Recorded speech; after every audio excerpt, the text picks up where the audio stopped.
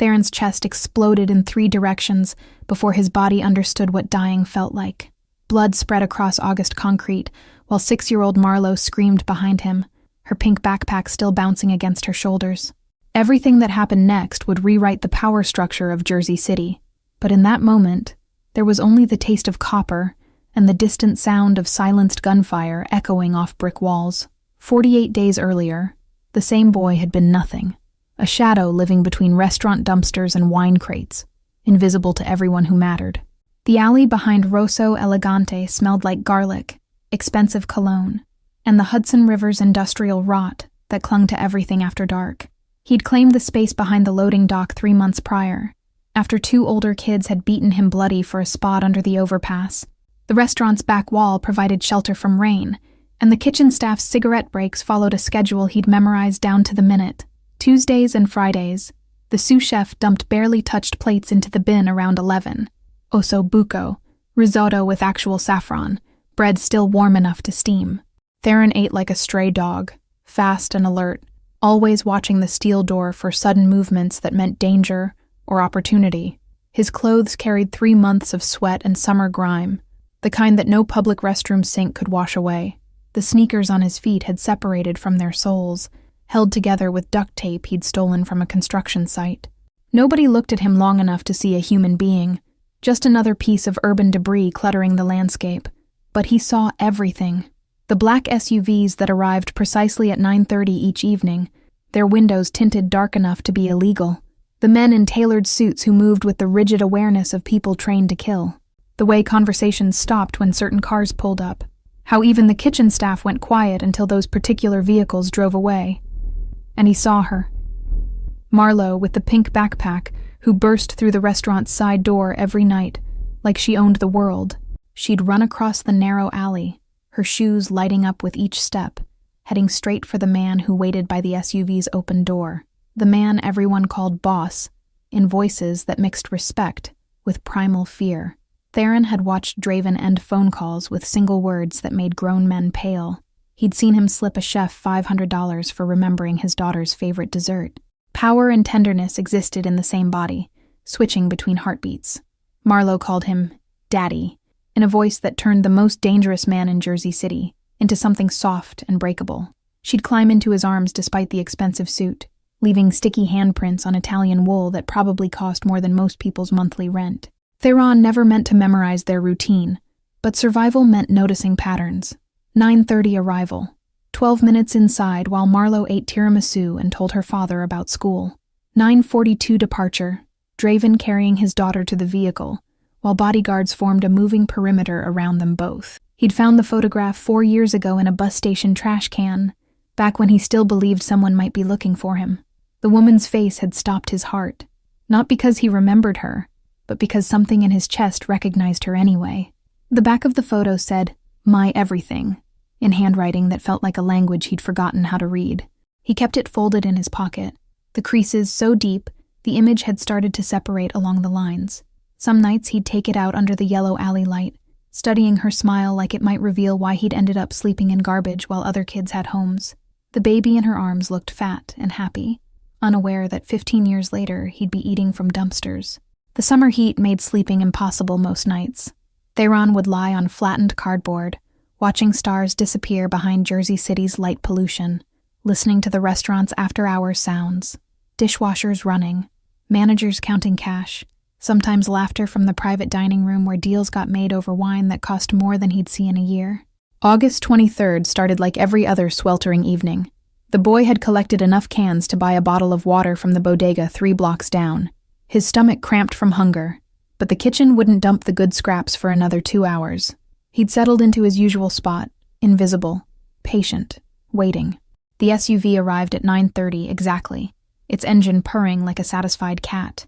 Draven emerged first, his movement economical and precise, eyes scanning the alley with the automatic caution of someone who'd survived by being paranoid. The bodyguards fanned out, but their attention focused on the street, on rooftops, on approaching vehicles, not on the skinny kid bleeding into the shadows. Marlo bounced out 12 minutes later, her backpack catching the security light. She was talking about a science project, something about volcanoes, her hands gesturing wildly as she described the explosion she'd created in class. Draven smiled, a rare expression that transformed his entire face into something almost ordinary. That's when Theron noticed the wrong shadow. It moved against the building's natural darkness, 3 shapes separating from the brick wall, with the fluid certainty of predators. His heart recognized danger before his mind processed the details. The extended arms, the dull metal catching stray light, the angle of trajectory pointing directly at Marlowe's back. Theron's body moved before his brain finished calculating the impossibility of what he was attempting.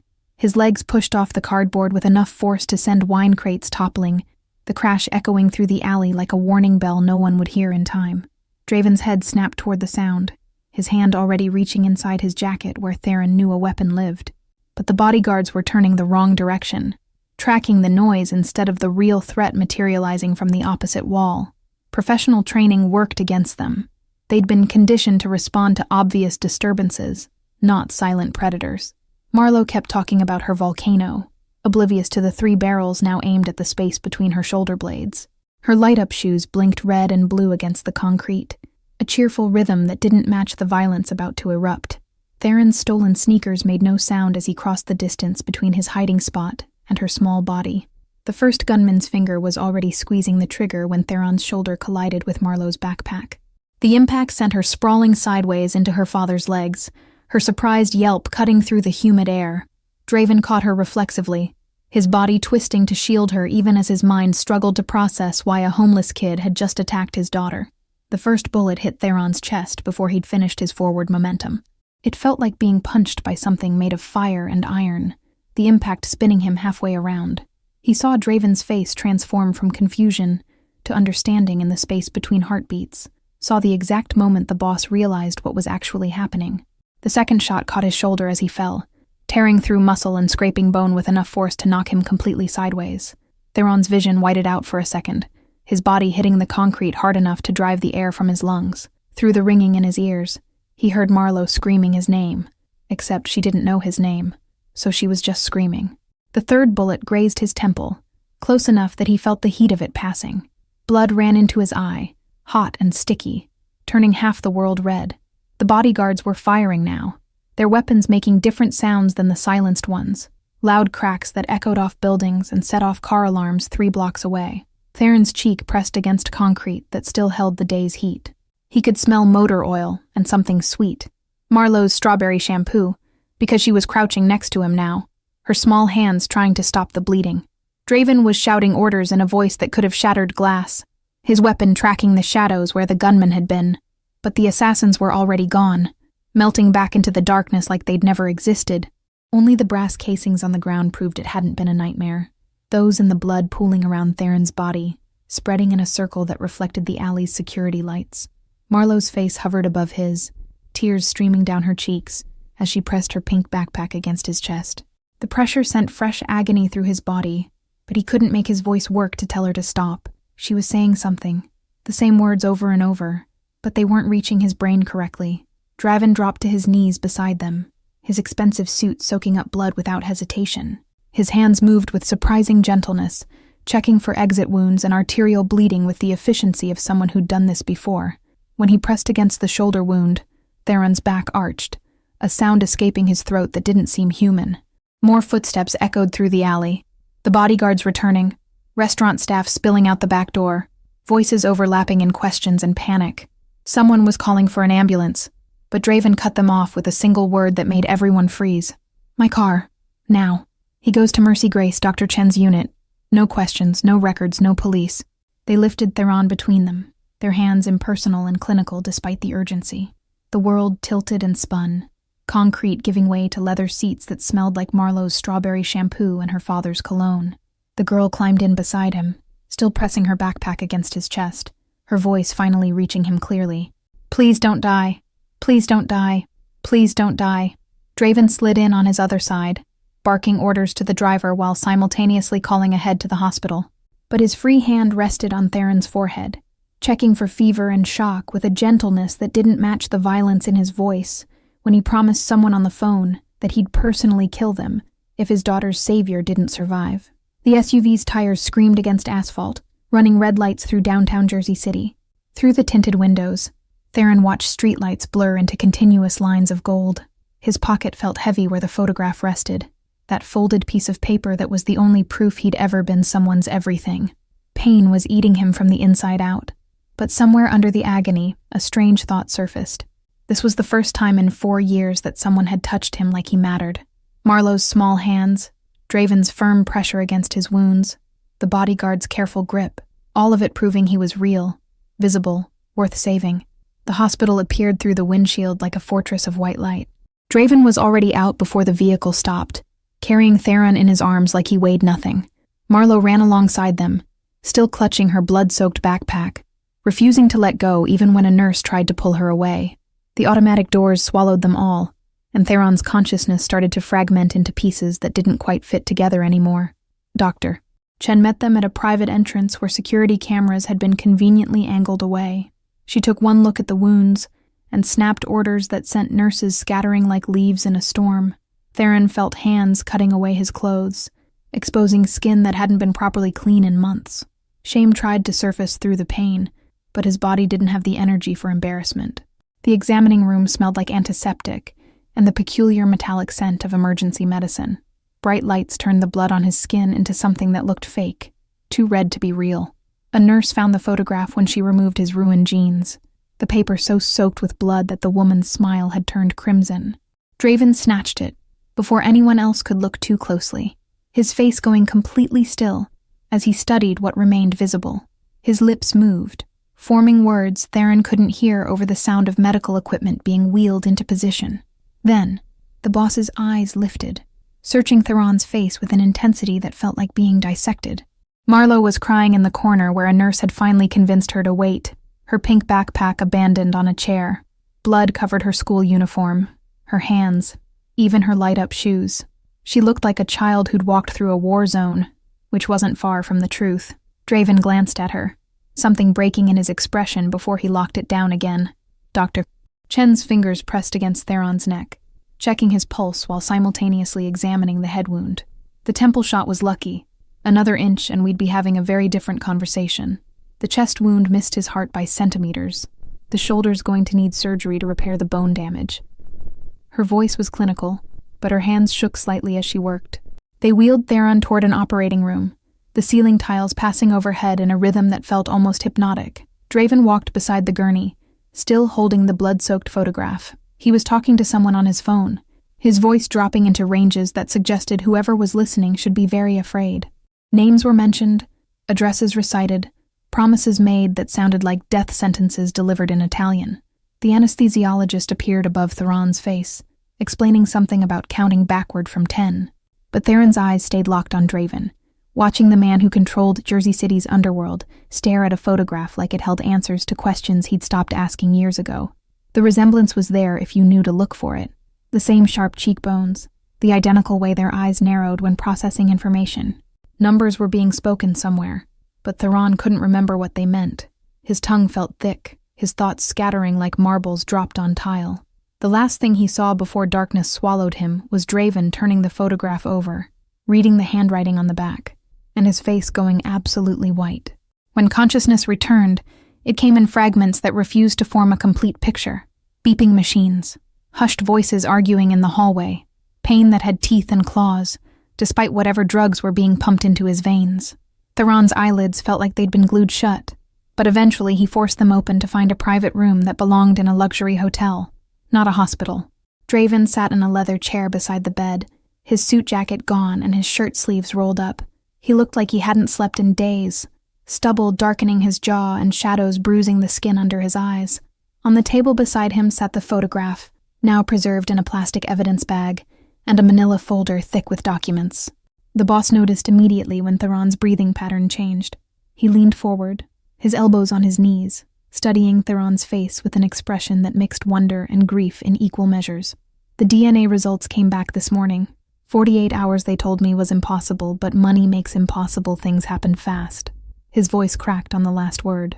Theron tried to speak, but his throat was too dry. A straw appeared at his lips before he could figure out how to ask, Draven holding the cup with surprising steadiness. The water tasted like chemicals and relief, coating his throat enough to make words possible. Marlowe? The name came out as barely a whisper. Safe. Downstairs in the cafeteria eating pancakes and telling everyone who'll listen about how her hero saved her life. Draven's smile was brittle, like glass about to shatter. She's been camped outside your room for 3 days. I finally bribed her with chocolate chip pancakes to give us privacy for this conversation. The folder opened, spilling pages across the hospital blanket. Theron saw his own face in a photograph he'd never known existed. A baby picture, maybe 6 months old, grinning toothlessly at whoever held the camera. More photos showed the woman from his pocket, younger and laughing, her hand resting on a rounded belly. And then pictures of Draven, years ago, his arm around the woman's shoulders, with an expression of unguarded happiness that seemed impossible on his current face. Her name was Celeste, Draven said, his voice rough with emotions he wasn't bothering to hide. She was the only person who ever made me want to be something other than what I am. We had 6 months together before my uncle decided that love was a weakness that would destroy the family. The documents told the rest of the story in cold, clinical language. A car accident on the Jersey City Bridge that wasn't an accident at all. A pregnant woman who supposedly died on impact. Her body never recovered from the Hudson River. A 2-year-old child who vanished into the foster system under a falsified identity, hidden so thoroughly that even Draven's extensive resources couldn't locate him. Lorenzo thought he was saving me from domesticity, from going soft. He arranged everything. The accident, the cover-up, making sure you disappeared where I'd never find you.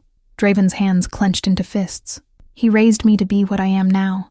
And all this time, you were 5 miles away, sleeping in alleys, eating from dumpsters, while I lived in a penthouse that should have been yours.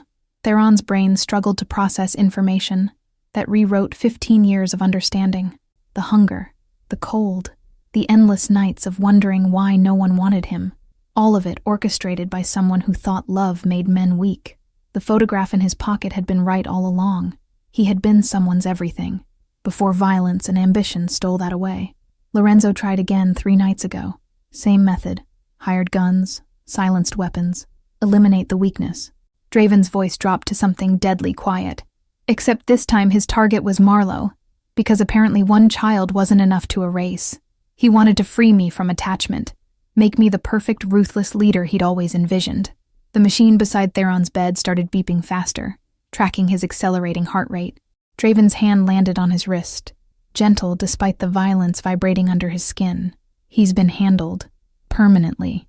I made sure his last moments included full understanding of exactly what he'd destroyed and why that was going to cost him everything. Silence stretched between them like broken glass, sharp and impossible to navigate safely.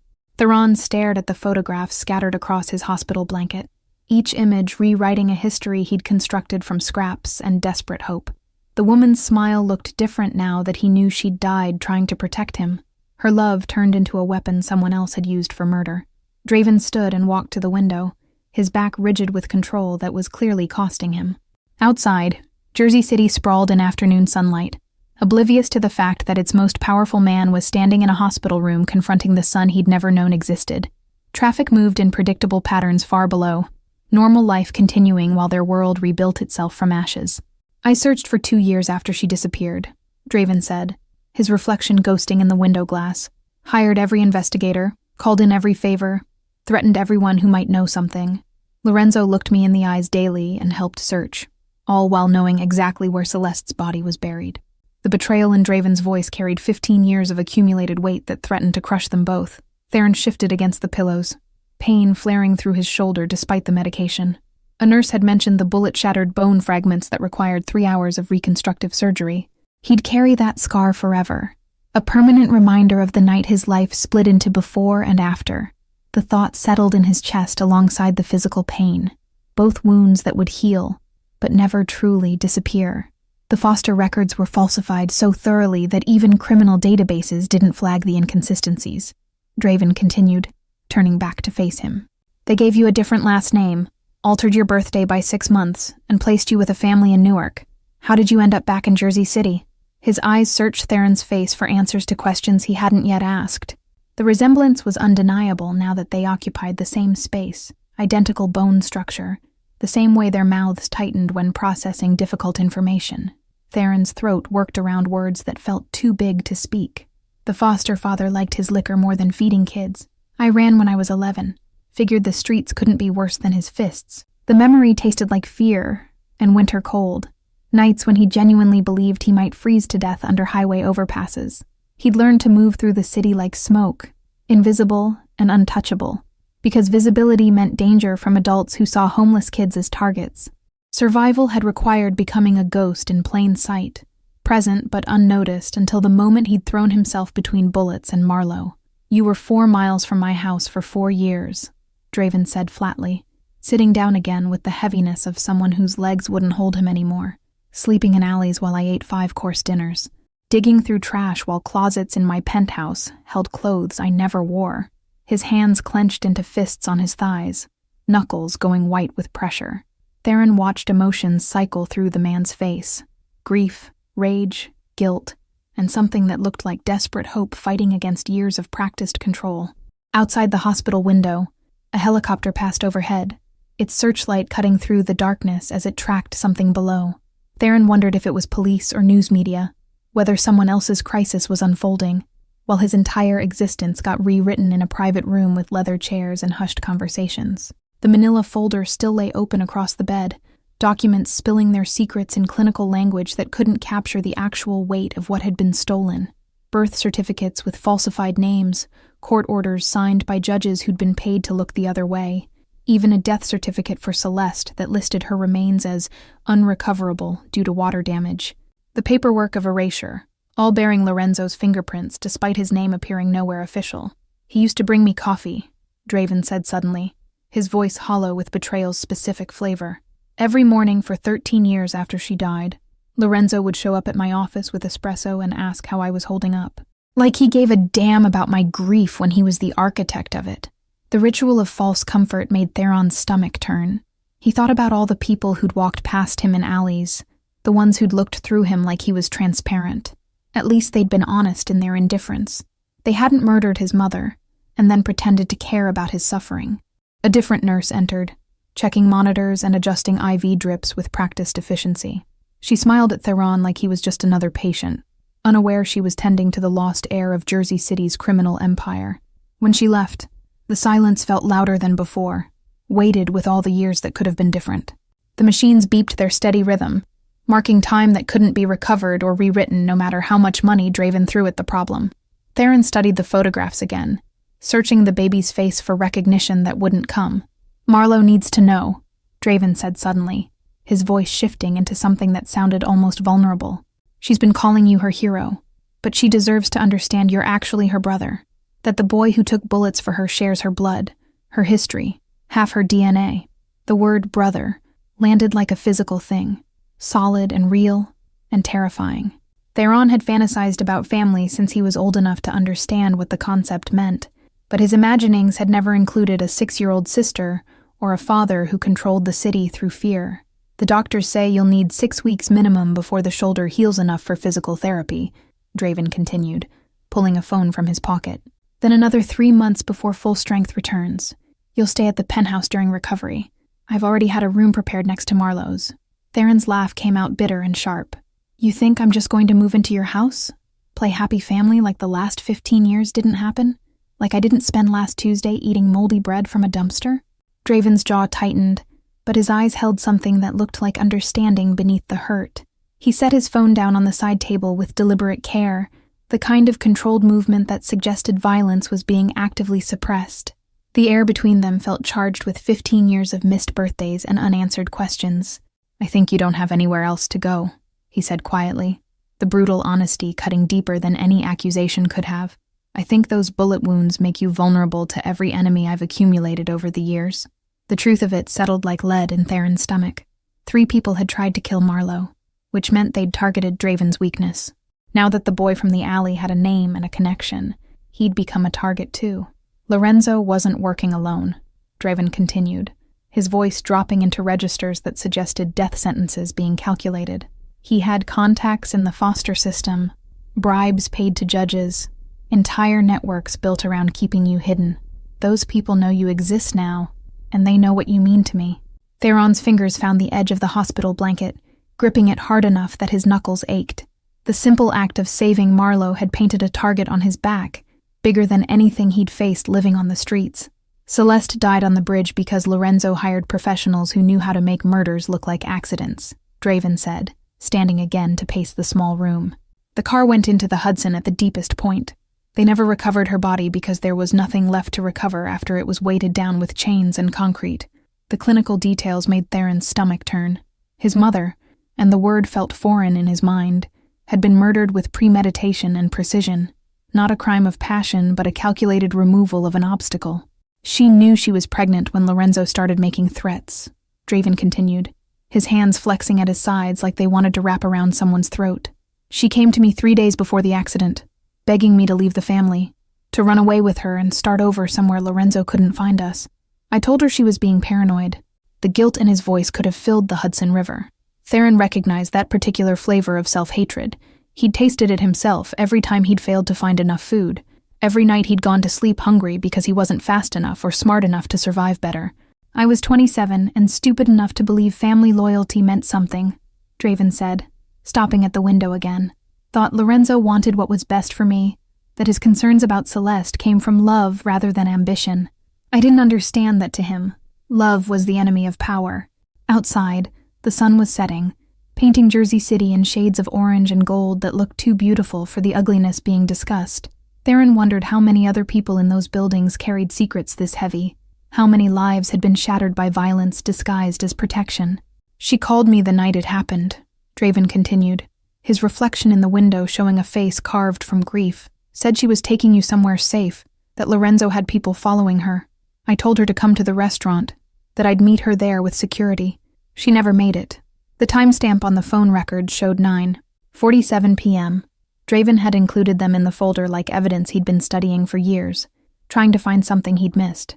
Celeste's last words to him had been, "I love you, but I love him more right now," referring to the unborn child she was trying to save. 3 minutes later, her car went off the bridge. Theron traced the edge of one document with his finger, a coroner's report that declared death by drowning, despite no body being recovered. The medical examiner who'd signed it had retired to Florida 6 months later with enough money to buy a beachfront property. Another piece in Lorenzo's carefully constructed lie. Another person who'd valued cash over truth. She had a bag packed, Draven said, pulling out his phone and scrolling to a photo that made his hands shake. Police found it washed up 3 miles downstream. Baby clothes, formula, a stuffed rabbit she'd bought the week before. Everything except her and you.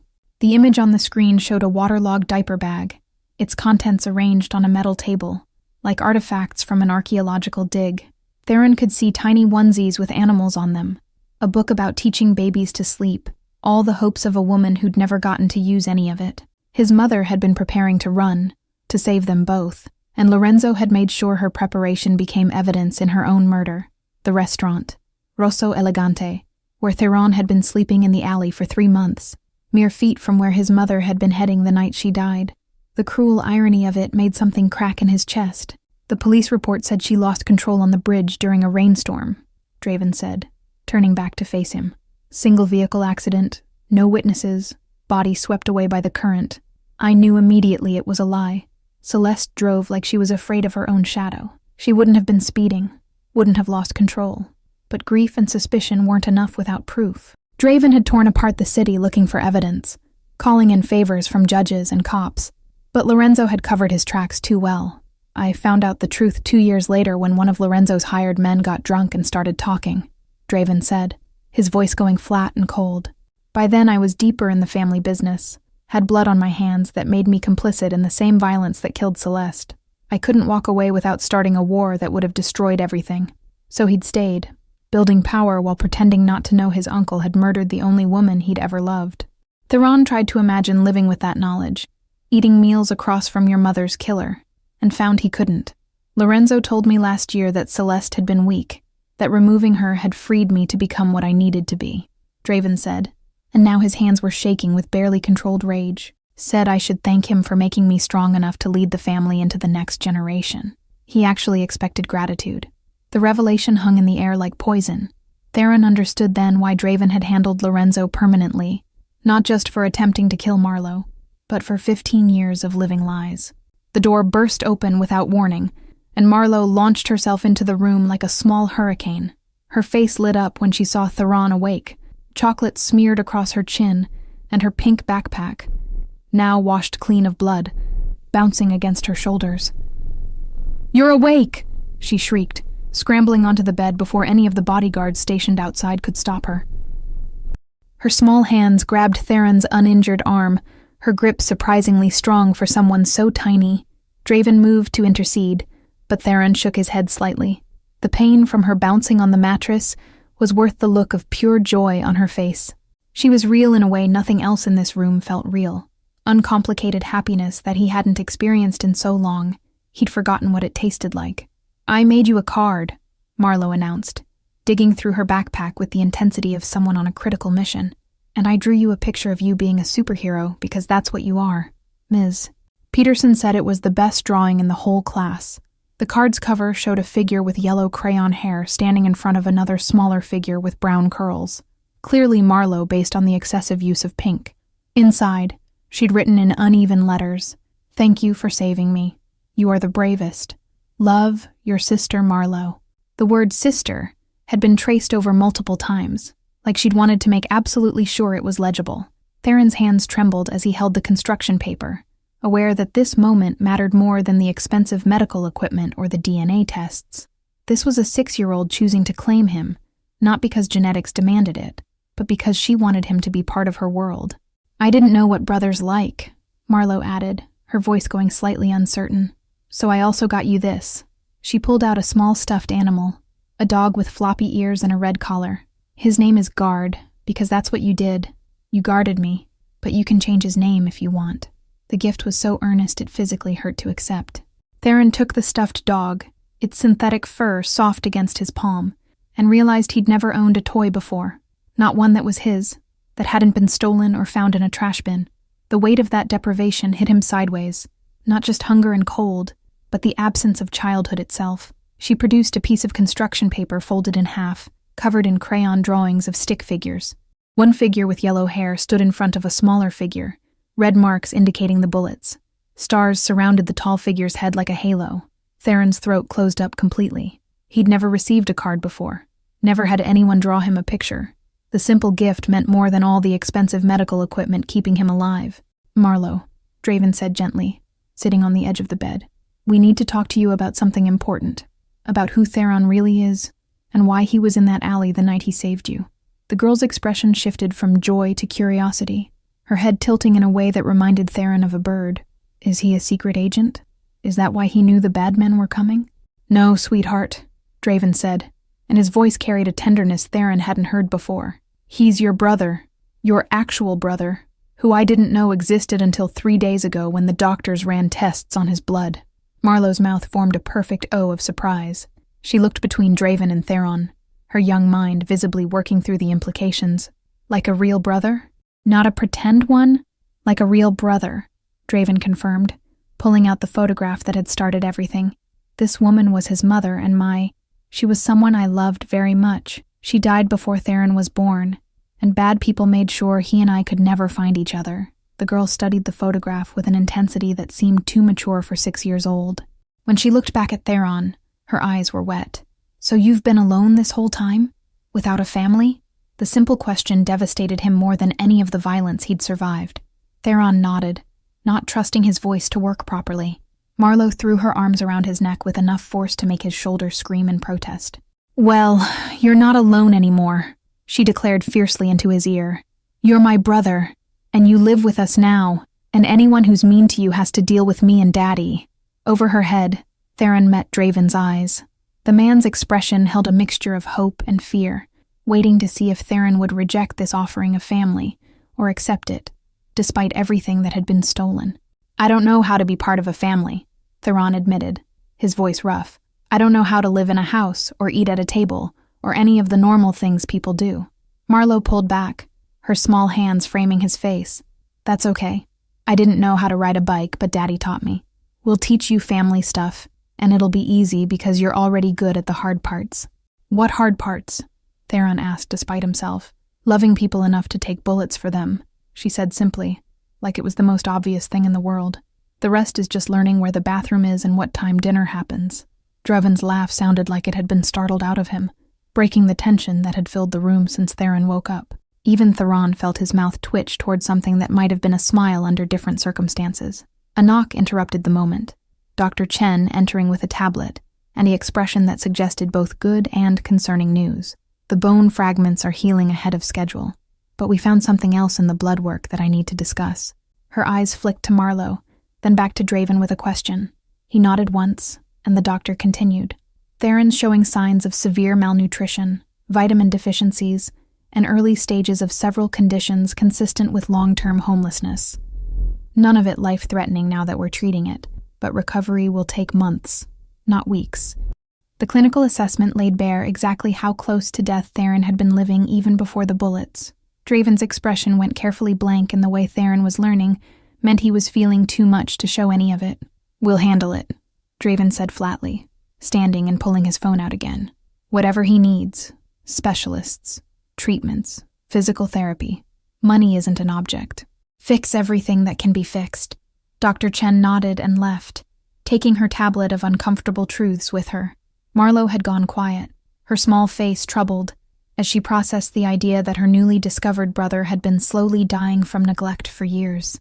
"I'm okay now," Theron told her, surprised to find he meant it. The pain was real, and the recovery would be brutal, but for the first time in 15 years, he wasn't facing it alone. 3 weeks crawled by in that hospital room before Dr. Chen finally cleared Theron for discharge. The walls had become familiar in a way that made him uncomfortable. Too clean, too safe, too different from everything he'd known.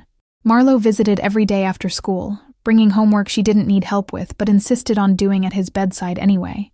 She'd taken to calling him "there" because his full name felt too formal for a brother.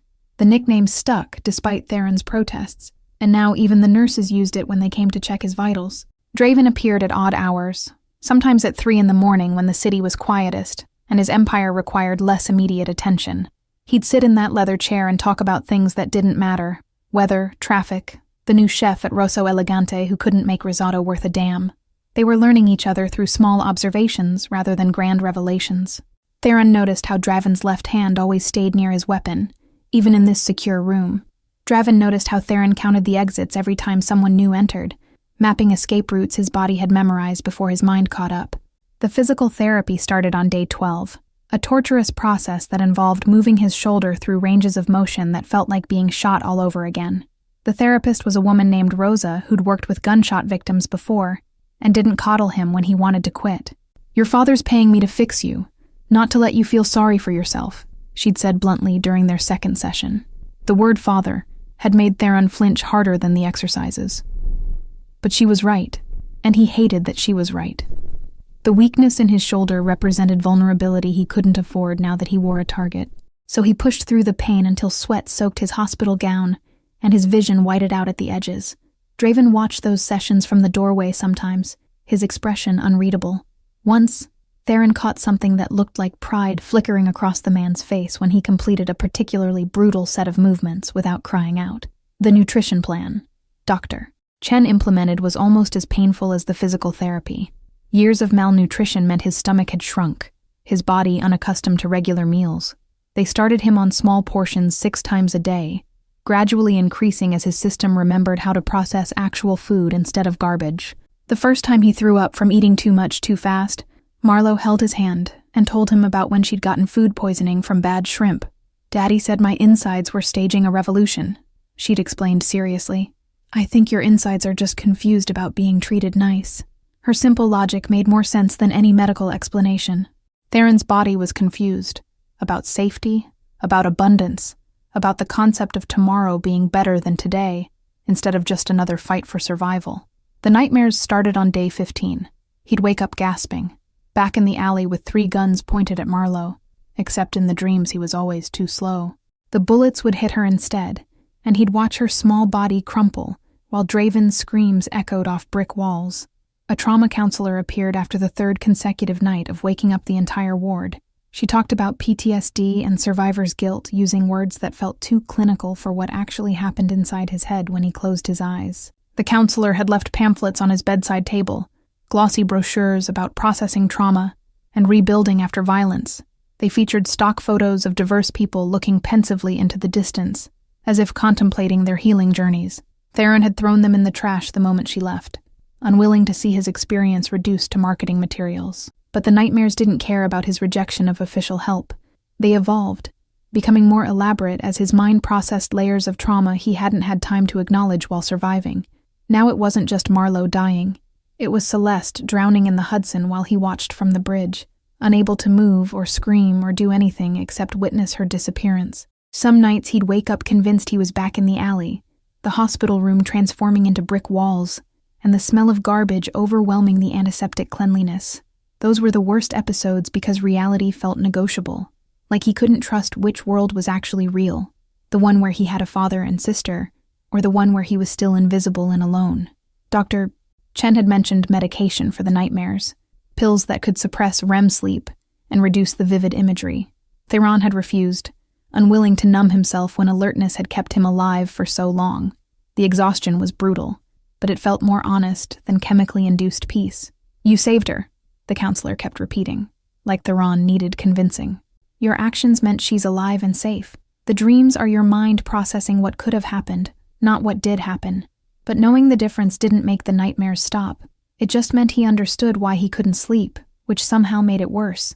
Draven started sleeping in the chair on night 17, after Theron woke up shouting Marlowe's name loud enough to bring security running.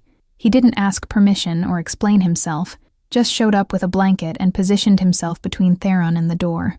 "You think I can't protect myself?" Theron had asked, angry at the implication of weakness. "I think you've been protecting yourself alone for 15 years and you're exhausted," Draven replied quietly. "Let someone else stand watch for once. That's what family does." The word family still felt foreign, like clothing that didn't quite fit right. But Theron stopped arguing, and the nightmares became slightly less frequent with another person breathing in the darkness. On day 20, they brought him real clothes. Not the expensive designer items Theron had expected, but jeans and a simple black t-shirt that felt soft against skin used to rougher textures. The tags were cut out, and he suspected Marlowe had something to do with that thoughtful detail. Getting dressed without help took 20 minutes and left him sweating from exertion. His shoulders screamed protest at every movement, and he had to sit down twice before he managed to get his shoes on. Independence had never felt so much like failure. Draven found him sitting on the edge of the hospital bed, fully dressed, but unable to stand without assistance. Neither of them spoke about it. The boss simply offered his arm, and Theron took it, and they walked out of that room together in silence that somehow said everything. The elevator ride down felt longer than 3 weeks of recovery.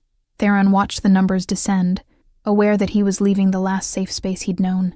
The hospital had been liminal, not his past life, but not quite his future either. Walking out those doors meant accepting what came next. The SUV waited at the private exit, same vehicle that had rushed him to the hospital with his blood soaking the leather seats. Someone had cleaned it thoroughly, but Theron swore he could still smell copper underneath the scent of expensive detergent and air freshener. Marlowe sat in the back already, her pink backpack on the seat beside her, and a laptop balanced on her knees.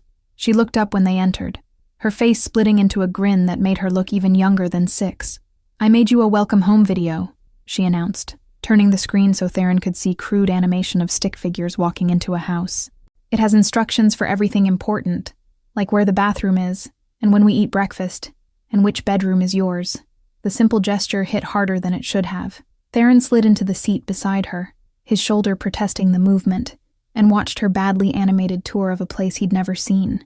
Her narration included critical details like, "This is where Daddy keeps the ice cream," and "This room is boring. It's just his office." Draven settled into the front passenger seat, speaking quietly to the driver before the vehicle pulled into Jersey City traffic. The city looked different from inside an armored SUV than it had from street level, smaller somehow, more manageable when you weren't worried about where you'd sleep that night. They passed the alley behind Rosso Elegante, and Theron's chest tightened involuntarily. His cardboard shelter was gone, the space cleaned and empty like he'd never existed there. 3 months of his life erased by someone with a dumpster and basic cleaning supplies.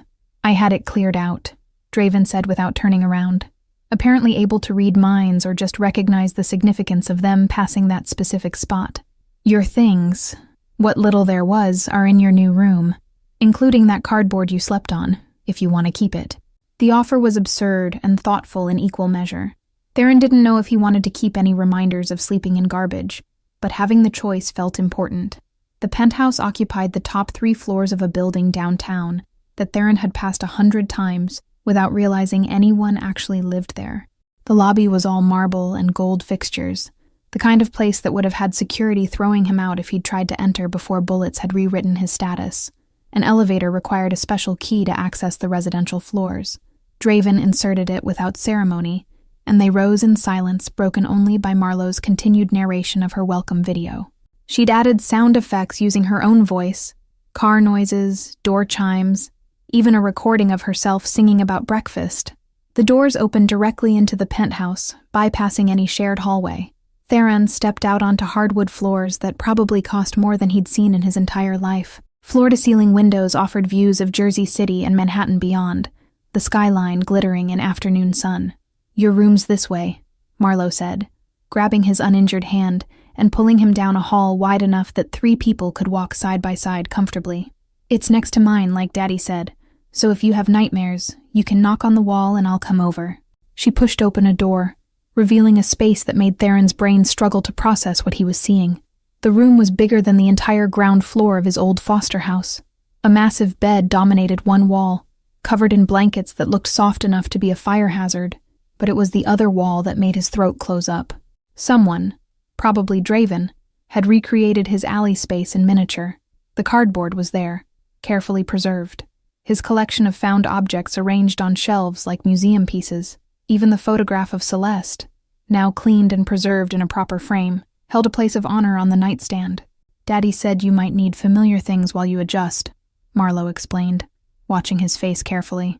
"So he had people bring everything from your old spot. Is that okay? Are you mad?"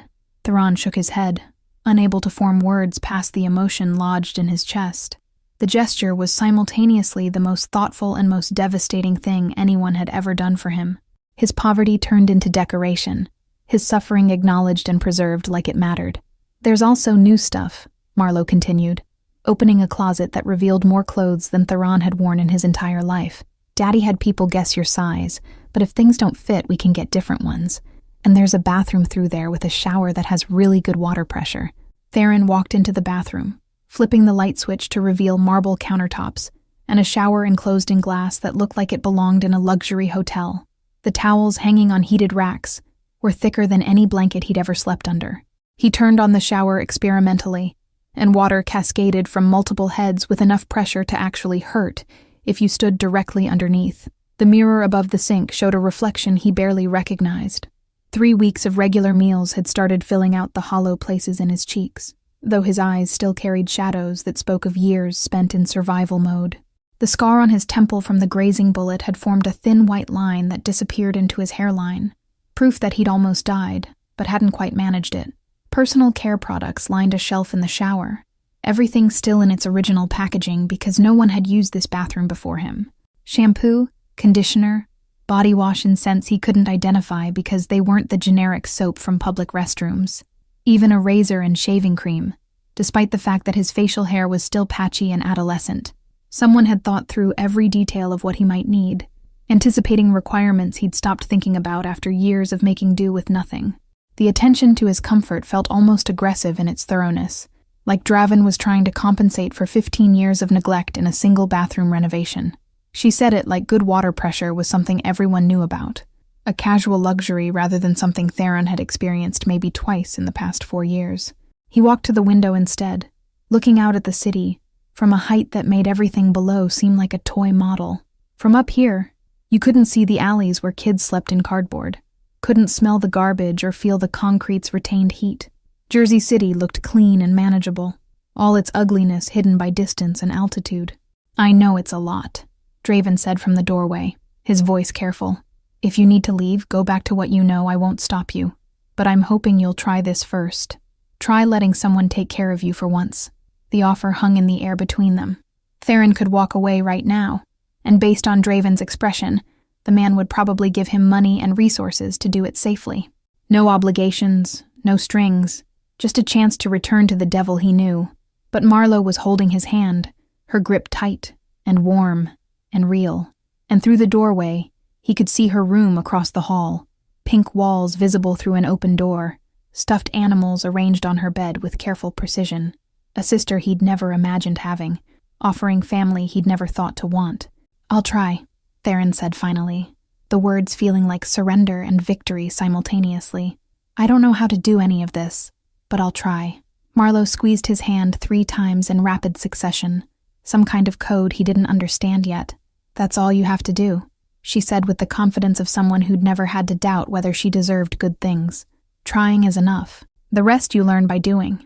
The first family dinner happened that same evening, and Theron approached it with more anxiety than he'd felt facing down 3 armed men. The dining room table could seat 12, but felt intimate with only 3 chairs occupied. Marlowe sat to his left, Draven across from him, and they ate pasta that hadn't come from a dumpster for the first time in Theron's recent memory. He fumbled with the silverware, unsure which fork to use and hyper-aware of every sound he made. Marlowe copied his mistakes deliberately, making a game of it until the tension in his shoulders eased slightly. She'd knock over her water, then grin at him like they were co-conspirators in chaos. Draven watched them with an expression Theron was learning to recognize as carefully contained emotion. The man who ran Jersey City's underworld with an iron fist was completely undone by his daughter's laughter and his son's presence at his table. "We need to talk about what comes next," Draven said once the plates were cleared, his tone shifting into something more businesslike. "The people who tried to kill Marlowe know you exist now. They know what you mean to this family, which makes you a liability and a target in equal measure." The blunt assessment didn't surprise Theron. He'd known since waking up in that hospital that his life had become infinitely more complicated. Saving one person had put him in the crosshairs of everyone who wanted to hurt Draven. "I want you trained," Draven continued, pulling out a tablet and scrolling through what looked like dossiers. "Self-defense, weapons handling, tactical awareness. You can't live your life looking over your shoulder, but you need to know how to protect yourself when looking isn't enough." The idea of becoming the kind of person who carried weapons and knew how to use them felt surreal. But Theron had learned young that survival sometimes meant becoming what circumstances demanded. He nodded his acceptance. "The training won't be easy," Draven warned, his expression shifting into something harder. "The people I'm bringing in don't coddle, and they won't go soft because you're recovering from bullet wounds. If you're going to carry the family name, you need to be able to defend it and yourself with equal skill." The underlying message was clear. Being Draven's son came with expectations that extended beyond blood relation. Theron would need to prove himself worthy of the protection and resources being offered, earn his place through competence rather than just genetic connection. It was fairer than he'd expected, more honest than simple acceptance would have been. "I also want you to learn the business," Draven continued, gesturing to documents spread across the table. "The legitimate operations and the other kind. You're my heir whether you want to be or not. And that means understanding how this empire actually functions. Knowledge is survival in this world." Marlowe had stopped paying attention to the serious conversation, instead building a tower out of her peas and carrots while humming under her breath. Her obliviousness to the weight of what was being discussed reminded Theron that she lived in a different reality, one where danger was abstract, and fathers were just fathers, not criminal masterminds navigating treacherous political waters daily. "There's also the matter of your education," Draven said, his finger swiping to a different screen. "You're 15, which means legally you should be in school. We can arrange private tutors if you prefer, or there's a private academy that handles students with complicated situations. Your choice." Choice. That word kept appearing in conversations, like Draven was trying to compensate for 15 years of having no choices by offering them constantly now. Theron appreciated it and resented it in equal measure. "Private tutors," he said after considering. "At least at first. I'm not ready for other kids and their questions." Marlowe perked up at that. "I can help with math. I'm really good at math. Ms. Peterson says I'm advanced for my age and might skip a grade next year." The offer was sweet and completely unhelpful since she was 6, but Theron found himself smiling anyway. "I'll definitely need your help with math," he told her seriously, and her face lit up like he'd promised her the world. The weeks that followed developed a rhythm that felt increasingly less foreign. Mornings meant physical therapy with Rosa, who remained mercilessly efficient in rebuilding his shoulders' strength and range of motion. Afternoons brought tutors who evaluated his knowledge and built curriculum around the gaps 4 years of homelessness had created. Evenings belonged to Marlowe, who appointed herself his guide to normal family life. She taught him about movie nights and board games, about how to load a dishwasher and why you shouldn't put metal in the microwave. Lessons in domesticity from a 6-year-old who found his ignorance charming rather than shameful. Nights were harder, The nightmares persisted, though their frequency decreased.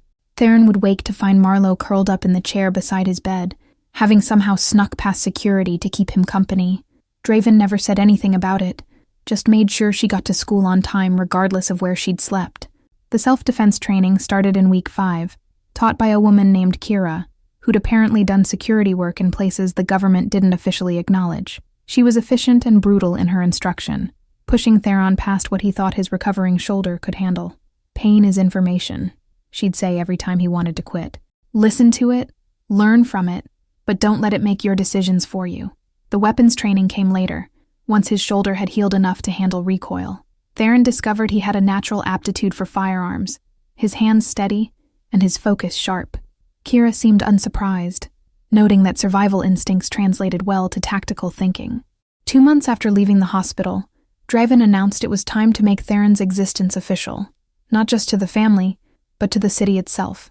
A formal dinner where associates and allies could meet the lost heir who'd literally taken bullets to prove his worth. The suit they gave him cost more than he wanted to know. Marlowe supervised while staff helped him dress, insisting on adjusting his tie herself, even though she barely reached his chest. "You have to look perfect," she declared seriously. "Everyone's going to be watching you." The restaurant, not Rosso Elegante, but a different establishment Draven owned across town, had been closed to the public for the evening. Tables filled with men and women who controlled various pieces of Jersey City's legitimate and less than legitimate enterprises. They all stood when Draven entered with Theron at his side, and Marlowe holding his hand. The silence felt weighted with judgment and curiosity.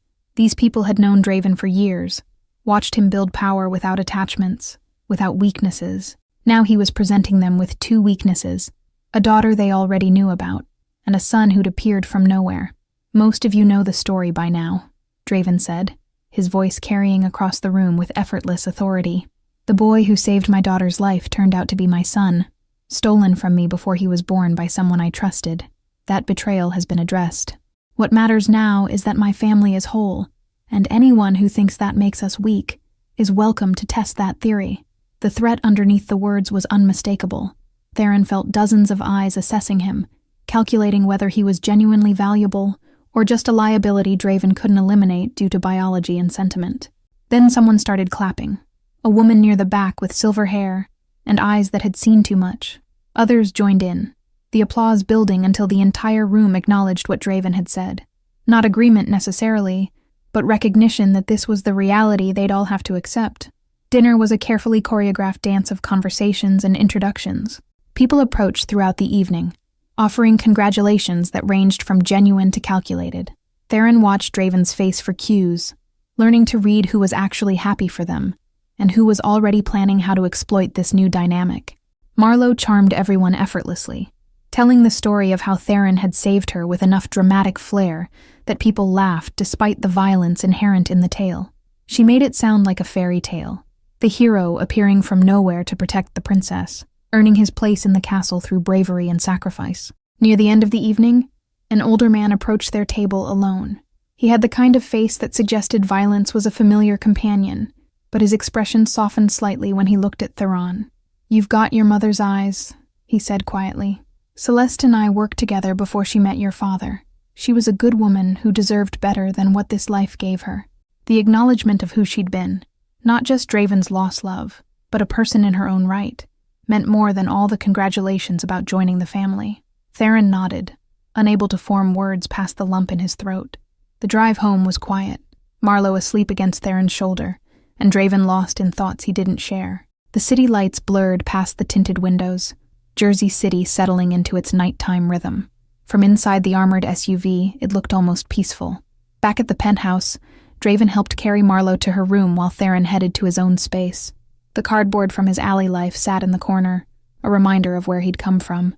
But the bed was soft. The windows showed a view he was learning to trust, and down the hall slept 2 people who'd somehow become family. 3 months ago, Theron had been invisible, sleeping in garbage behind a restaurant and eating from dumpsters. Tonight, he'd sat at a table where the city's power brokers acknowledged his existence and his place in the empire Draven had built.